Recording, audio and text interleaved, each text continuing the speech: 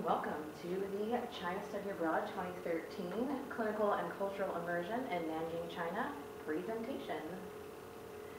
So I wanted to introduce myself a little bit. Here is me in front of a picture that most people pretty much, if they go to this location, always take a photo, because who doesn't want to be a celebrity doctor?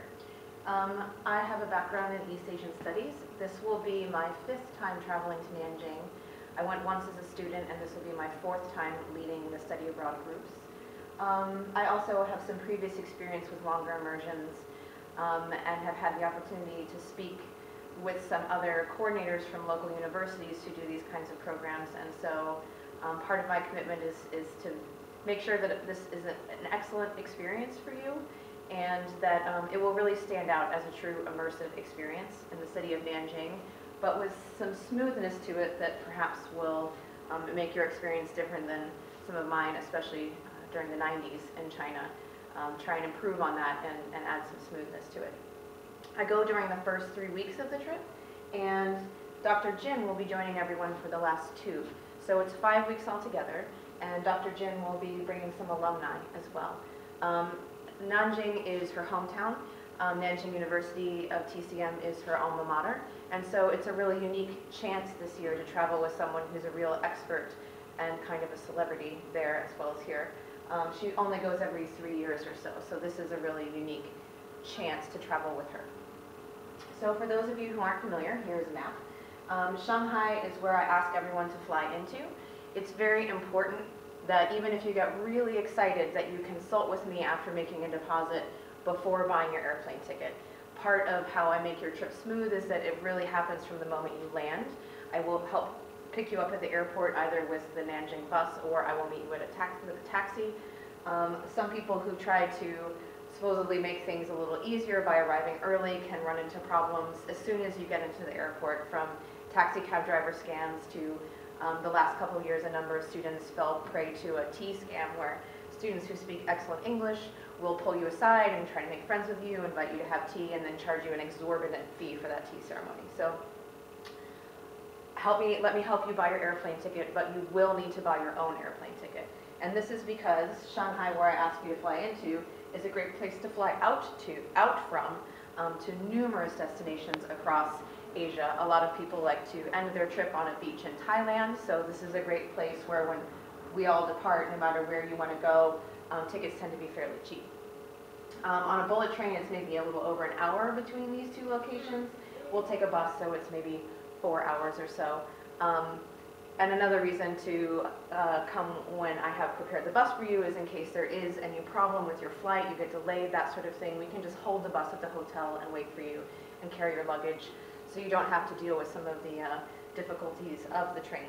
It's fast, but not always convenient to carry your luggage through a train station.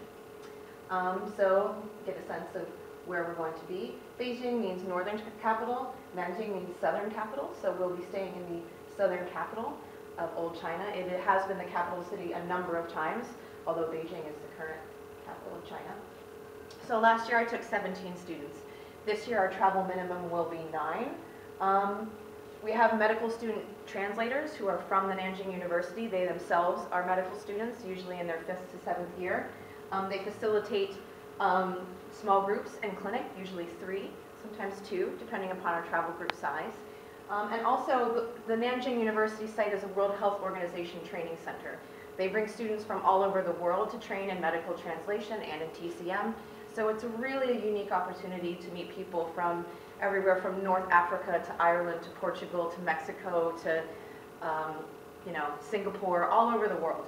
So it's a great chance to see how your education compares and to meet like-minded folks from literally everywhere you could possibly imagine. So the main reason that you would want to go, and the main thing that the trip is about, is clinical study. Just from this photo, you'll notice some key differences. It's a very open environment. Not a lot of barriers, unlike our modern US hospitals. Even though this is a hospital setting, it doesn't look quite like a Western hospital. But it is in fact a hospital, and that is the #1 thing that makes this trip unique. You will spend time in one of multiple hospitals, plural, throughout the city of Nanjing. It's really remarkable, and you see quality of care and continuity of care and I guess, compression of care unlike you would see ever in the United States. So it really provides this sort of compacted case study opportunity. They also do a lot of modalities, which you see in this picture. You know, almost every single person is getting cupping, TDP lamp, auricular. They do abdominal acupuncture. So there's a chance to train more deeply in some modalities that I definitely use in my practice with a greater facility and confidence because of the time I've spent in China. So this is one of the hospitals. It's walking distance from our hotel. In short, what you do during the trip is you do two-week hospital rotations. There'll be, as I said, a translator for each intern group, and as well as a supervisor on that shift, perhaps multiple supervisors on a shift. And then once a week we have lectures from various practitioners. Usually we have some discussion about topics, but because I've gone so many years and seen who are really the best lecturers regardless of topic, there's two that I always request. One is Dr. Chow, who you actually can kind of see in this picture right here. She's fantastic. She actually speaks fluent English, so she doesn't need a translator, which is great. And then also Dr. Huang Huang. Some of you may have seen the book 10 Key Formula Families in Chinese Medicine. He's the original author of that Chinese text, and he's just a delightful thinker, and he has a really fantastic way to approach Shanghai and herbalism that if you can grasp it, makes that a much more accessible approach, I find. So your day, on an average day when we're in Nanjing, is going to look like you get up and there's a breakfast buffet in the hotel, you'll eat breakfast, and then you'll commute. So some are walking distance, there's a subway stop right across the street from the entrance to our hotel, and then a couple of the shifts require a car, and so that you catch at the university gate, and our hotel is one subway stop or a brief walk from the university campus. Your shifts themselves will be usually 2 hours in the morning, rapid fire. They see, 30 to 50 patients even in that 2-hour stretch. Is quite remarkable. And then they siesta. This is how they do it. They go like crazy, and then they take a nap. And they'll tell you, go take a nap. Lay down on one of the treatment tables. Take it easy. And then they get up and they do it all over again for about 3 more hours. So altogether, you get about 5 hours of intensive clinic. But there's no seminar. There's no testing. So it's kind of like a step down from what you've been doing at OCOM in a really unique environment amidst your friends. So we've had pretty good experience with both translators and supervisors. We usually get our first choice. This is in some sense built around the relationships that we've cultivated, as well as Dr. Jin's reputation. These things are critically important, and it's why, even if you may be thinking of going with someone else or on your own, relationships are everything in China. And so those are part of how we can have such a smooth and excellent experience for you, because we have cultivated those relationships. Things are not always as they seem. China is a communist bureaucracy, and so sometimes things can go awry at a systematic level. So my job, again, and I have a facilitator at the college as well, our job is to work together to make sure you have as smooth and as seamless an experience as possible. All shifts are in hospital settings. Hospitals are very different, so hand sanitizer and stuff like that becomes very important because it's not the cleanest environment always, but very busy. And it depends how hands-on your experience is going to get. When you sign up for the trip, you check a box that says internal medicine or acupuncture. Internal medicine means herbs, and in Chinese hospitals, usually they're separate departments. So an herbalist just does herbs, an acupuncturist just does acupuncture. Never the twain shall meet.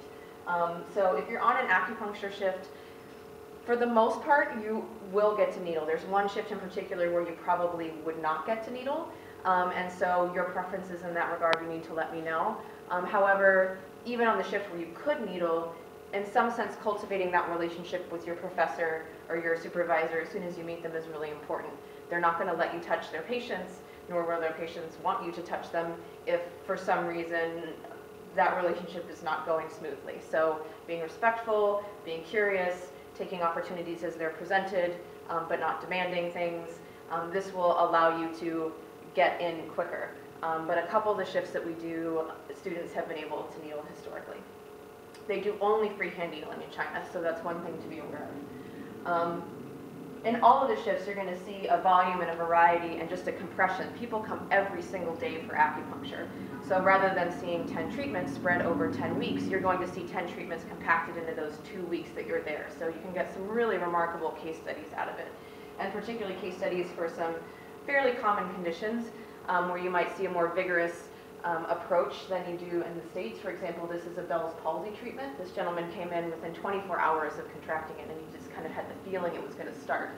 But you see moxa on the face and things like that. So it really builds your confidence in how to combine things as well. Bleeding techniques, auricular, that kind of thing is also strongly emphasized in China. And so you can build your confidence around how and when to apply those kinds of modalities as well.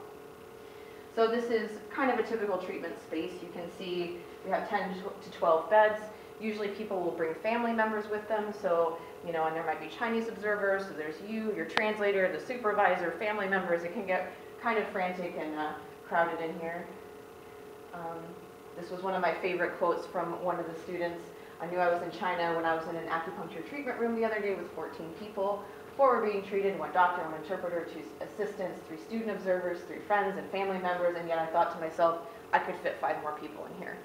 So dealing with personal space and just the frank fact that there's a lot more people in China, I think becomes a challenge for everybody at some point, but it also helps you create some interesting perspectives on the medicine and the place where the medicine came from. And as I say here, everything in China is a team effort. So this was our team with Dr. Wang, who's a beatific man, an excellent practitioner, but it's his shift in particular where you would not needle. These couple gentlemen here were, I think they had been following him around for years, and pretty much all they did was hold the needles and remove the needles for him. This team will do some of the modalities work, but in general, he always needles the patients, and they've built a wing in the hospital for him, so no offense to our skill set, the reality is they're coming to see him.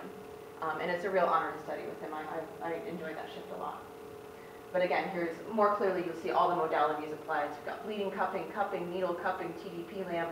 She just got done doing some auricular. So really, you see these kinds of combinations in a way that really builds your confidence with how to put them all together. Accommodations, where we're going to stay. And this is really unique to our trip, where what we're doing is we're staying in one place for 5 weeks. So even though it may feel busy in clinic, your evenings and weekends are your own. So this is really an opportunity for you to get to know a location and a people and a place that can be very different experience than other kind of study abroad programs. We stay in a Chinese 3-star hotel, bear that in mind. It's not an American 3-star hotel. There is a washing machine so that you can wash your clothes, and usually people just dry them in their room because the dryer totally sucks. You get a breakfast buffet, which is included. You get a ticket in your room every day, so you don't have to worry about breakfast. We're pretty close to all kinds of means of transit, and the subway has been a super convenient addition. If you like, you can buy a bicycle, and there's secured parking, although that's gotten emptier and emptier and less popular over time. I will provide you with some kind of a toolkit with maps and some basic conversational stuff. However, I encourage everyone to bring their own phrasebook or app or something like that. Cell phones become a big question, but we can kind of dial into that once you know if you want to travel or not and how that's going to look for you. Here's a picture from the hotel website. Chinese 3-star hotel, so you know, can't really see the cigarette burns on the floor and some of the other things about it, but it's pretty clean. The beds tend to be very firm, just to let you know. But it's spacious, and this place will really become your oasis. Your room really becomes your oasis because China is very crowded.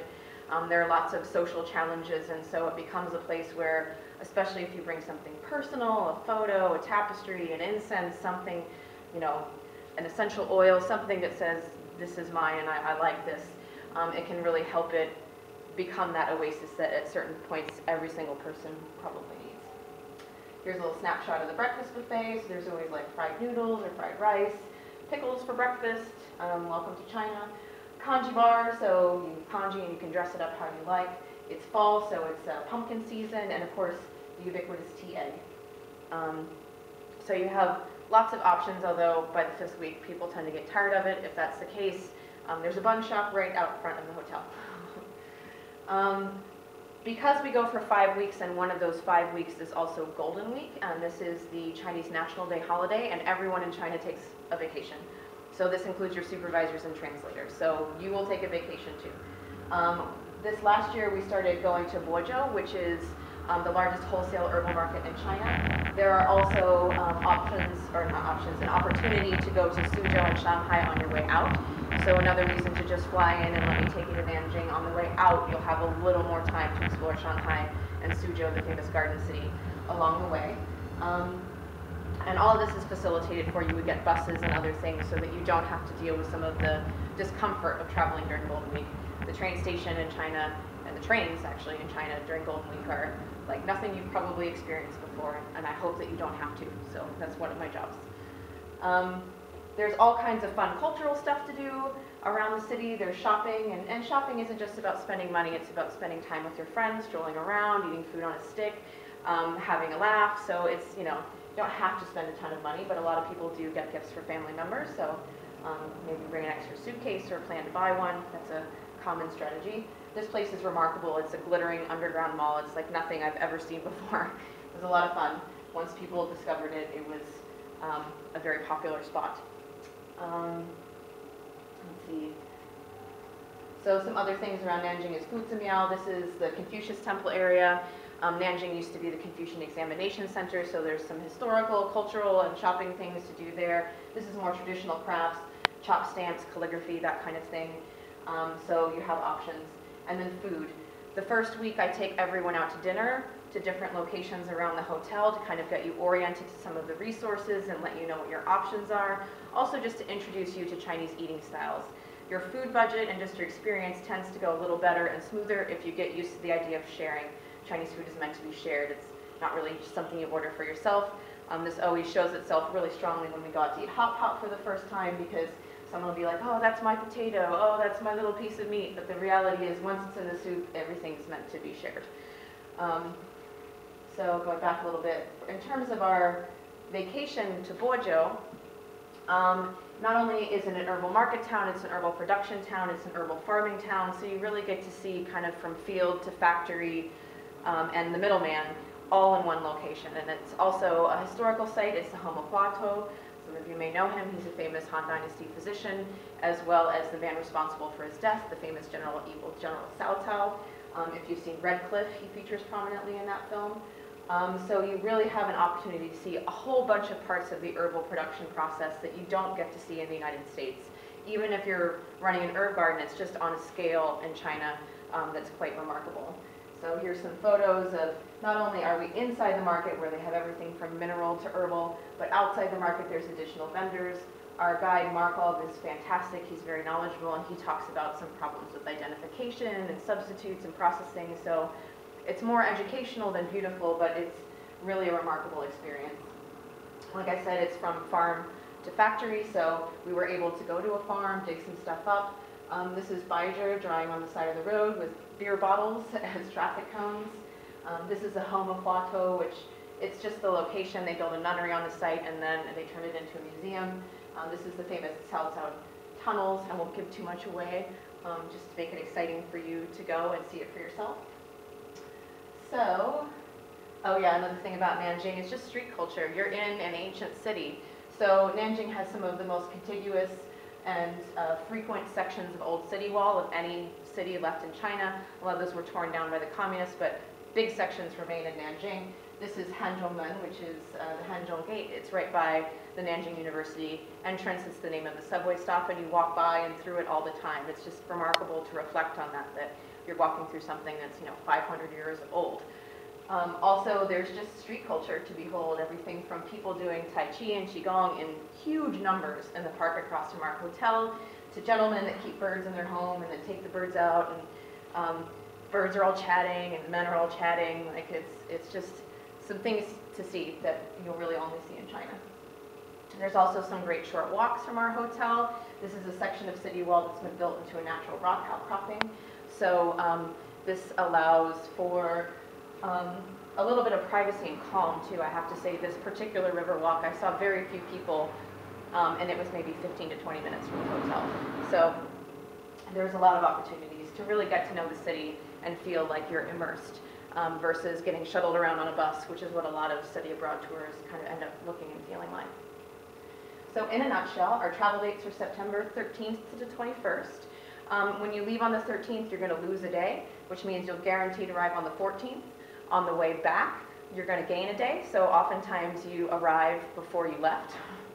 You have to buy your own plane ticket. It's not included in the cost.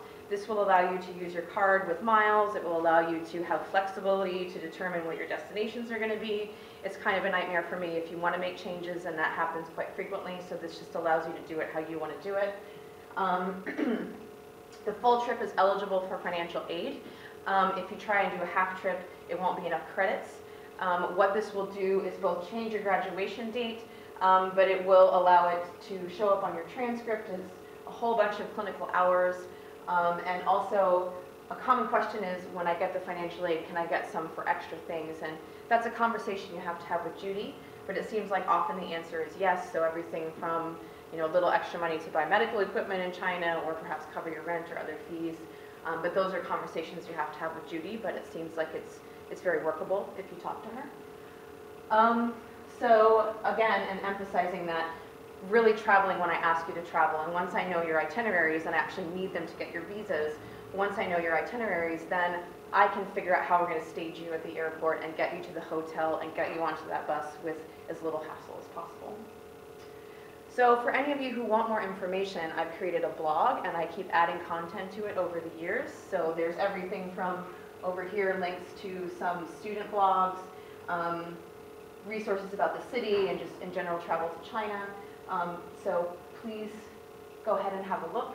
I encourage you, there's a bunch of pictures and some stories from the past. So thank you so much, and I look forward to traveling with you.